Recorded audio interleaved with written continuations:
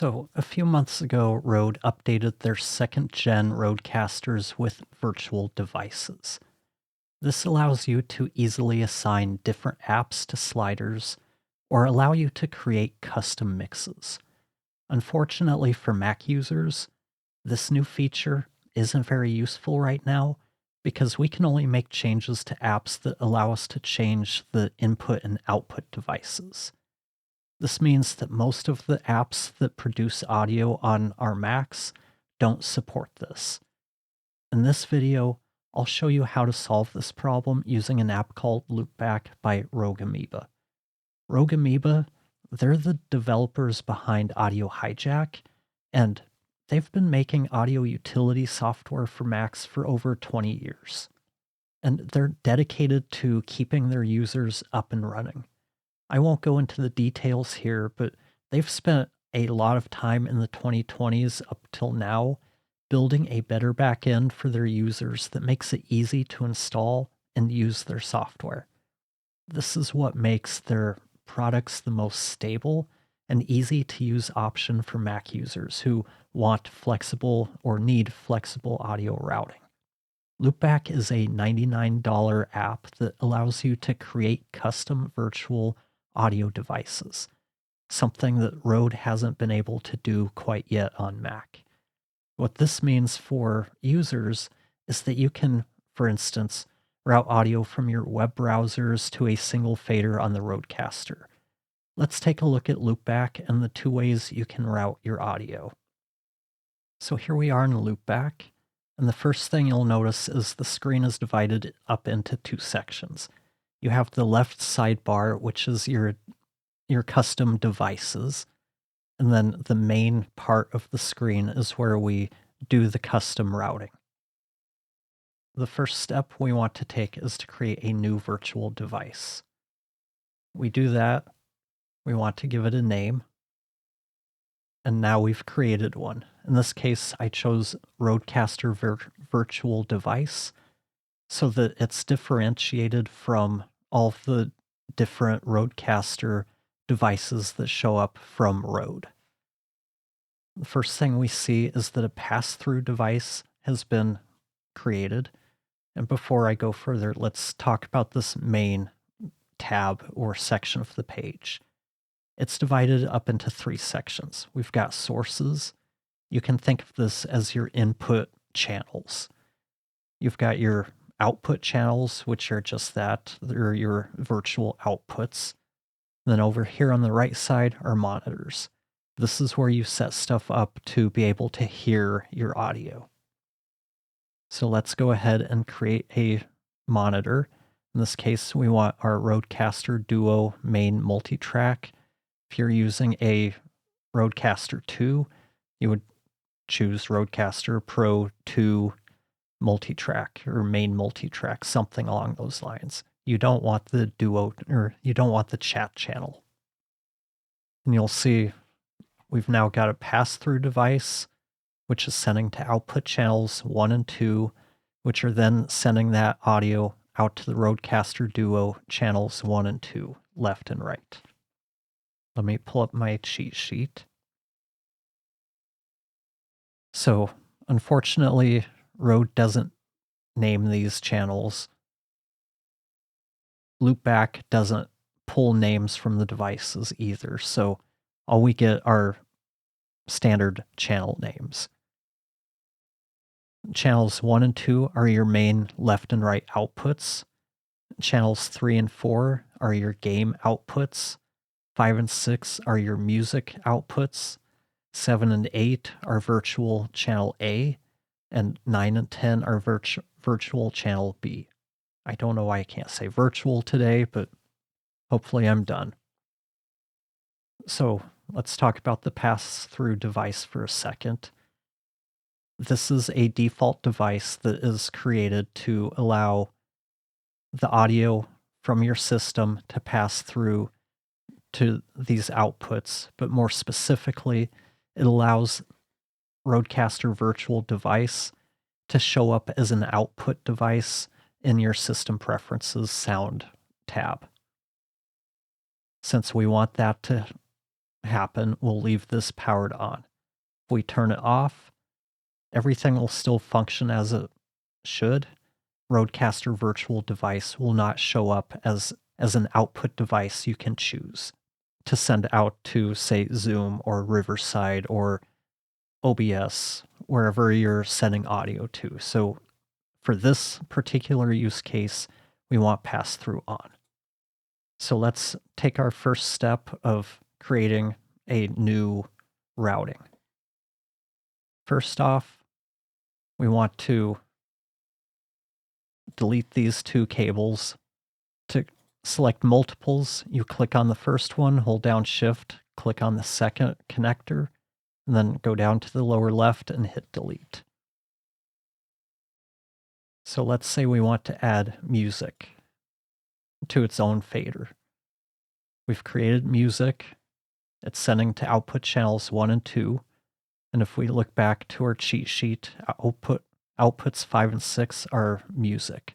So let's route that to music.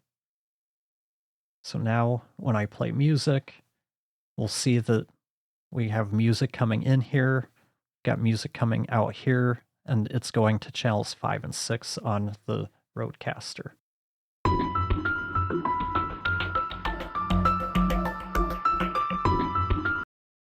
Okay, so we can see that everything is working there.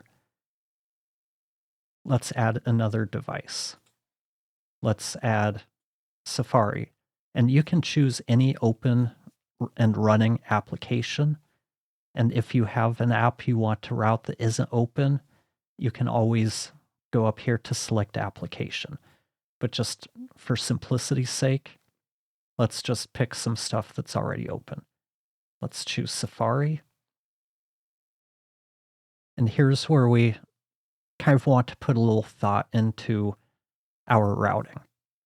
Okay, if I start playing, we're going to see that we're getting audio, but it's coming out of the music track. Which introduces a massive new feature, virtual devices. This is a game-changing addition to the Rodecaster series, making the world... Okay, so that's not exactly what we want to do all of the time.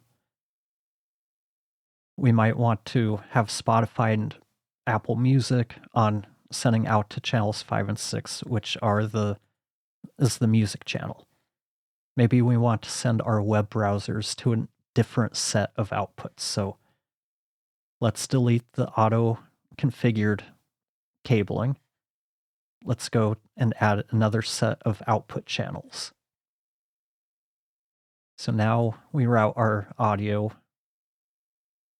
our left and right channels to left to channel 3, right to channel 4.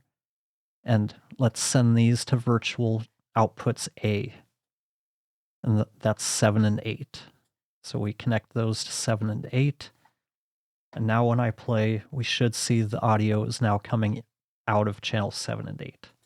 The world's most powerful all-in-one production consoles even more powerful. Okay, so now we've got these coming into two different sets of channels. Let's add Chrome for consistency's sake. We want that to also go to the same output as Safari was. So we go to channels 3 and 4. And Chrome will also send to our virtual channel A or channel 7 and 8. So it would seem that a lot of you are sick and tired of me using a 7-year-old audio in... Okay, so we can see and hear the audio's coming out of Chrome into channels 3 and 4, and then being passed out to the Rodecaster on outputs 7 and 8. Each time we add an input source here, we pull it away from the main output of the Rodecaster. If we've got our system settings set to output all of our computer audio to Rodecaster multi-track, creating these devices will remove those from that. So basically when we create these inputs here, we are isolating them from the overall computer audio that is getting sent out to the Rodecaster. This is how we can then go in and set up custom routings to specific faders, and I'll show you that in the next step. But let's go back to the other way we can create virtual devices. This is a simplified version that allows us to do everything on one page, but it can easily get overcrowded and kind of unruly if we do everything on one page. And let me see if I can find one that shows how complicated it can be. I guess I've really cleaned mine up. Okay, here's one. And this is for my Apollo audio interface, which has a lot more channels. But here I've got all of my different applications sending everything to channels 23 and 24. This gets even more complicated when you start adding different routings to different monitor channels. So let's look at a way to simplify things if you want to. It really depends on how you process information and what's going to allow you to keep things organized in a way that works for you. So we'll do the same thing here. We'll call it Rodecaster Music. And we're going to set this one up just the same way. We're going to have music going into the Rodecaster on channels 5 and 6.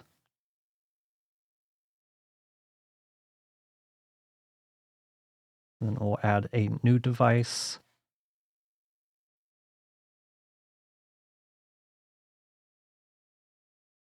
We'll call it Rodecaster Browser Audio. And we're going to do the same thing we did in the previous example. We're just doing this on a different page, so it has its own name. So we'll add Chrome, we'll add Safari. We'll delete these initial cablings. Route the... I don't know why I did that. We didn't need to delete those.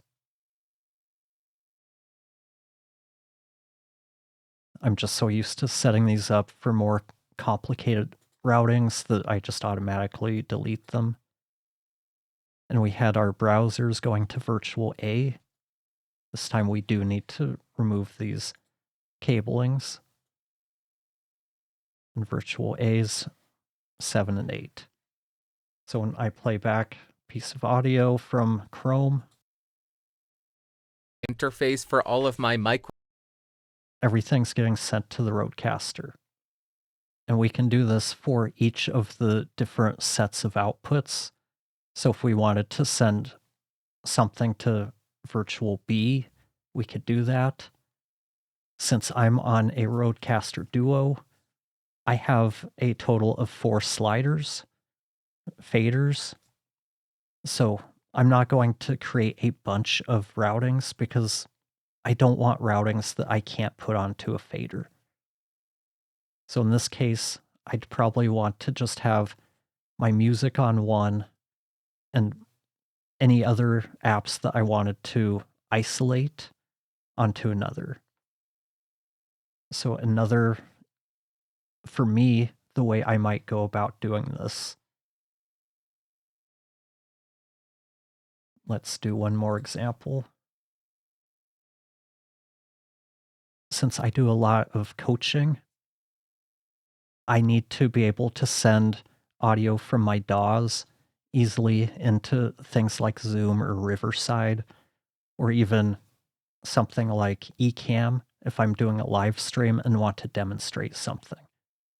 So I want to have my DAWs all sent to one channel. Let's set up our monitor.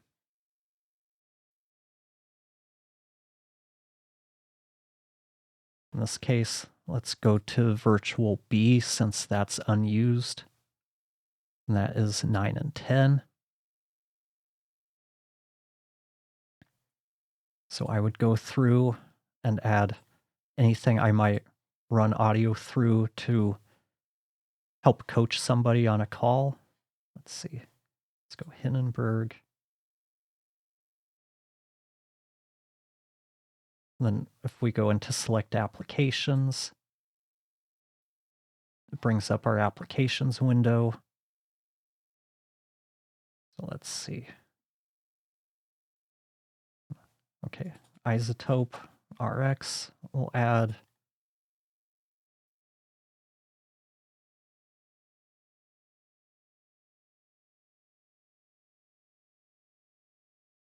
And we'll add Logic Pro.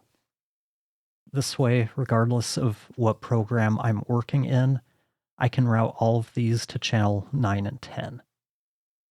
Let me know if you have any questions about the routing section of Loopback, because that's one part of this equation, and it can be a little complicated at times. But let me take a second real quick and ask that if you're enjoying this video, please take a moment to give it a like and subscribe to the channel if you'd like to see more of my content. So now that we've got everything routed in Loopback, let's go and take a look at what we're going to do within the Rodecaster to route this. So the first thing we have to do is set up the Rodecaster so we can use the virtual devices. This is how you do it. So the first thing we do is hit the settings button, go to outputs, go to multi-track, go over to the USB 1 input tab and change it from standard to expanded, and go back home. Now you've enabled the channels. So now we need to go in and assign the faders. We start by hitting the plus button or the second track, go and assign the track we want on that fader. Do the same thing for the remaining two faders. And when we've selected what we want, we hit the green check mark and move on to the next.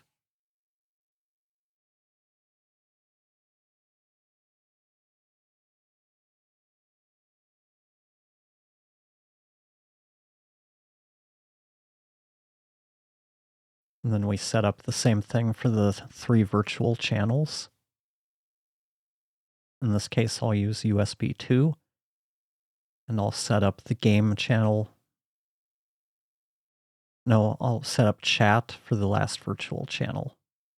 We see that we have our 4 fader channels and 3 virtual channels on the display. Now I'll show you how to do much of the same setting up in RodeCentral, but you still have to go through the process of enabling virtual devices on the hardware unit first. Okay, so here we are in RodeCentral, and you can also do this from the front panel of the Rodecaster itself. It's easier for me to demonstrate here in RodeCentral. So up here at the top, the first 4, I'm assuming people on Rodecaster Pros are going to see more on this left section. I think it has 6 faders, 7 faders, but either way, the faders on the left are these 4 icons. They correspond to the 4 faders on your unit.